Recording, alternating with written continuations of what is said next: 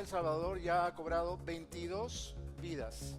22 peruanos han muerto por la negligencia de autoridades, del Estado, de alcaldes, de una empresa informal y por supuesto de Ocinermin, que esta semana ha hecho esfuerzos sobrehumanos por lavarse las manos de la sangre de estos 22 peruanos.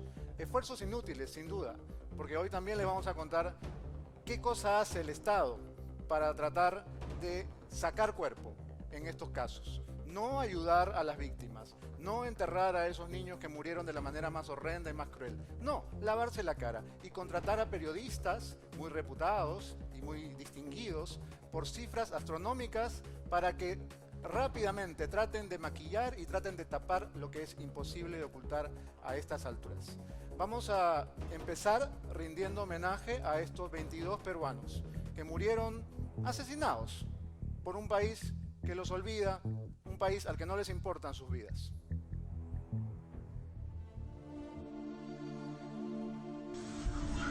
¡Hola!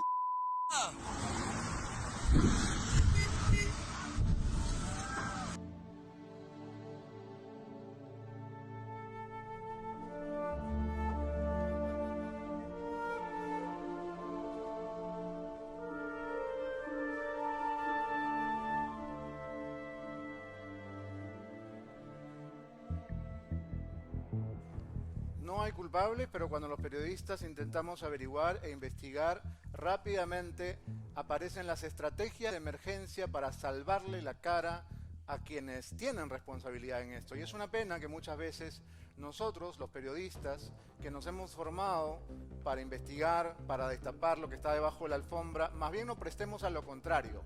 Nos prestemos a ocultar, a ayudar a las autoridades a pasar piola, ¿no? A lavarse las manos. Y eso es lo que ha pasado esta semana y en una historia tan trágica como esta. Todos saben ya, por lo menos los que transitamos las redes sociales, que esta semana, el día viernes, en el programa de Radio Capital, el periodista Cristian Sotomayor entrevistó a la presidenta o a la, secretaria general del Sindicato de Trabajadores de Ocinermin. Ella, con gran valentía y gran coraje, contó una serie de irregularidades que estaban ocurriendo en ese ente del Estado. Rápidamente se accionaron las alarmas en Ocinermin y ¿qué se hizo? ¿Salir a explicar, intentar tapar de alguna manera la inoperancia y la negligencia? No. Se contrató un media training. ¿Qué cosa es un media training? Es un entrenamiento para que las personas que no están acostumbradas a hablar en cámaras, a responder una entrevista, a responder las preguntas de un reportero, puedan salir airosos de ese trance. ¿Y quién hizo este media training? Pues todos lo sabemos ya, y en el gremio es público y notorio.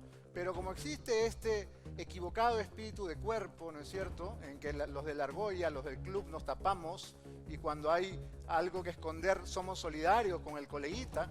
Bueno, aquí no creemos en eso, y aquí les vamos a contar la historia de qué se trató de hacer. Se contrató a una empresa de consultoría en comunicación estratégica. Esta empresa se llama Otrosi y es un proveedor del Estado desde hace muchísimo tiempo. Tiene contrataciones por lo menos del año 2015.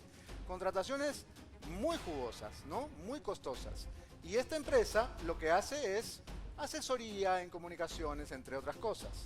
Pues bien, nosotros averiguamos de quién es esta empresa y quiénes trabajan para ella.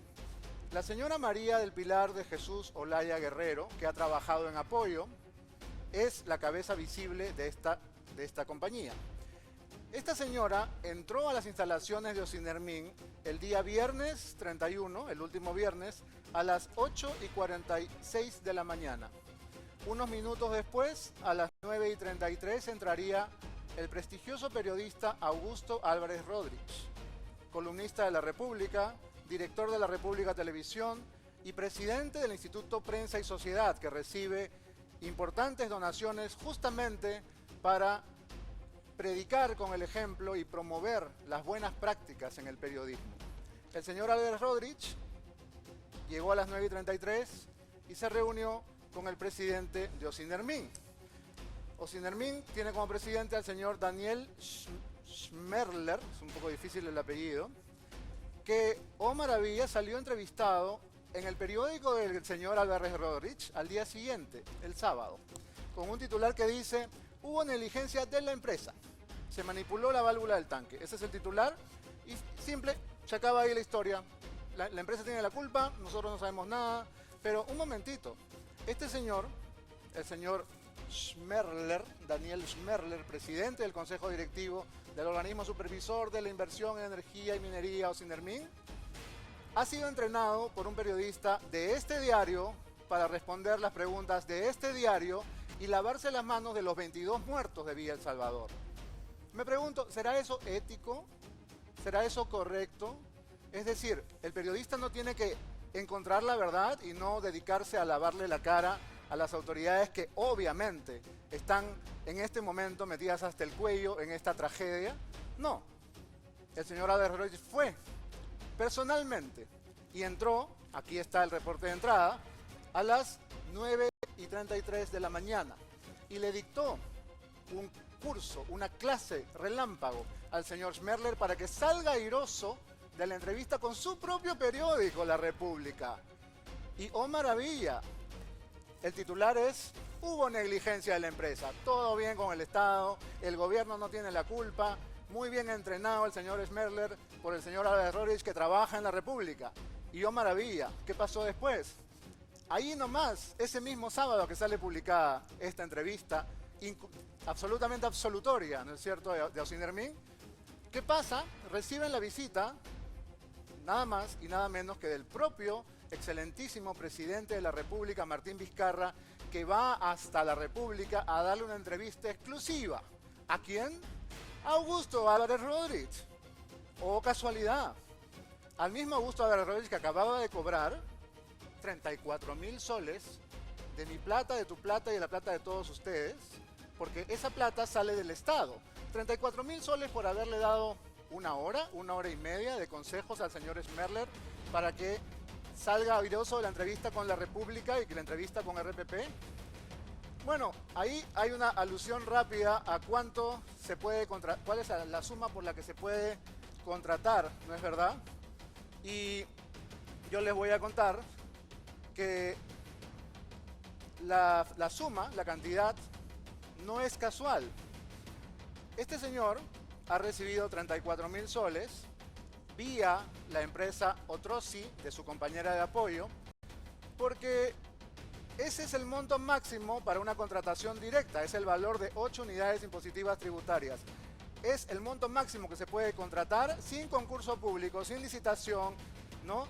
Simplemente llamando al amigo y diciendo: ven que te esperan 34.000 soles para que nos ayudes a librarnos de la culpa de estos 22 muertitos, ¿no? Porque eso es lo más grave y lo más sucio aquí, que están pagándole a un periodista para tratar de lavarle la sangre de esos 22 muertos a esta entidad del Estado.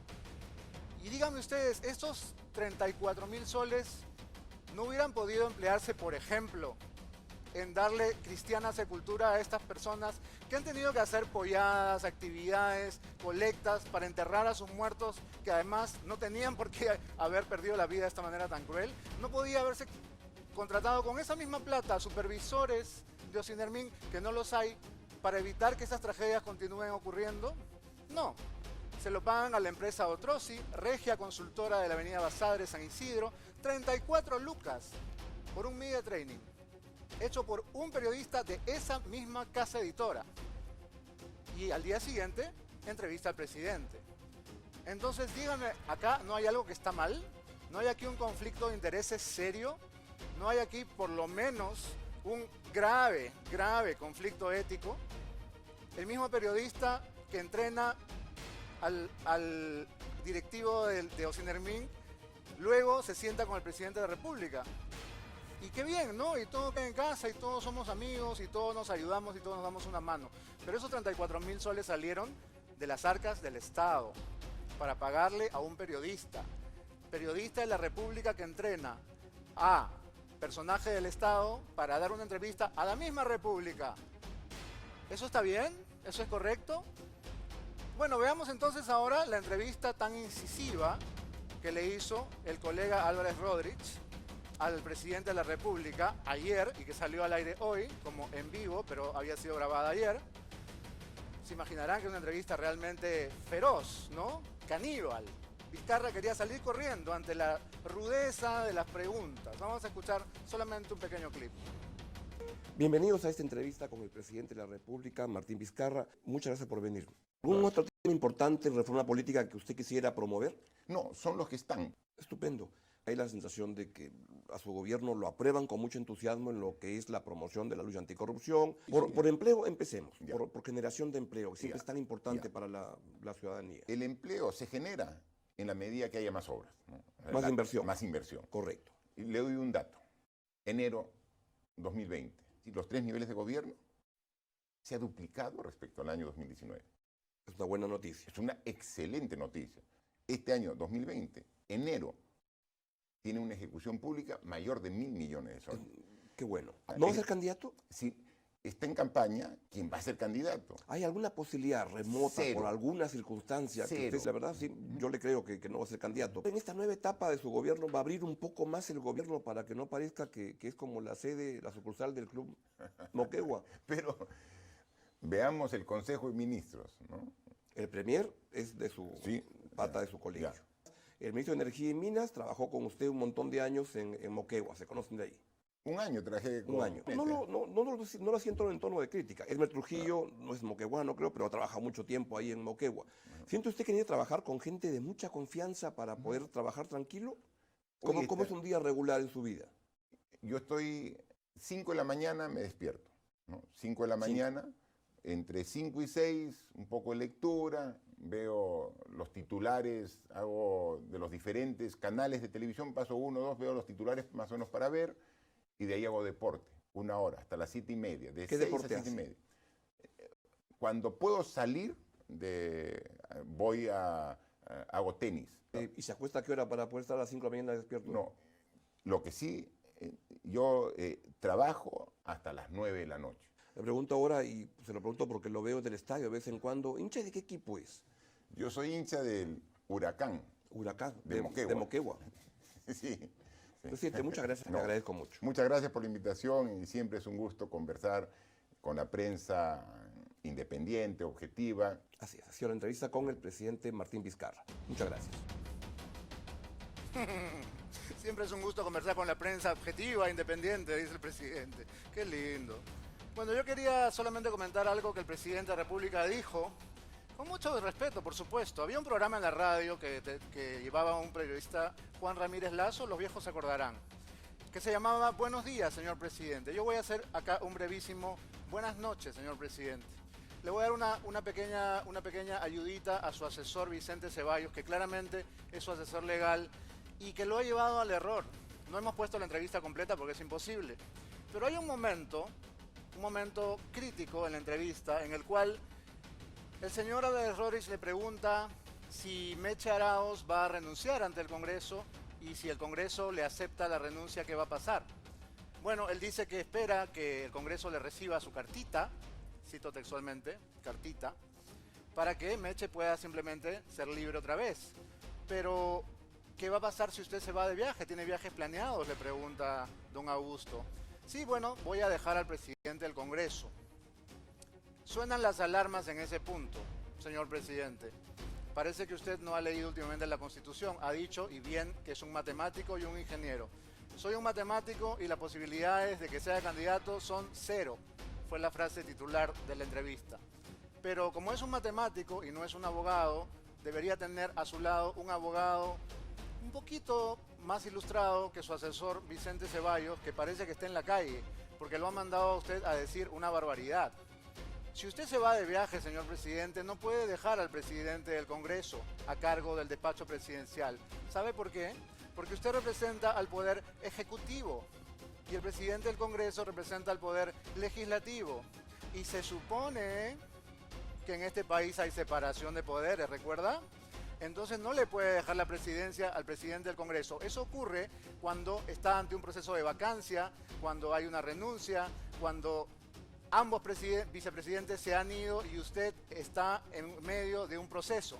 Pero si usted tiene un viaje de rutina, se va a un congreso, se va a un evento o se va, qué sé yo, a una cumbre, no puede dejar al presidente del Congreso. Y le leo el artículo 115 de la Constitución.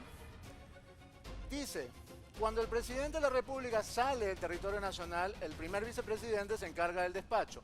En su defecto, lo hace el segundo vicepresidente. Punto.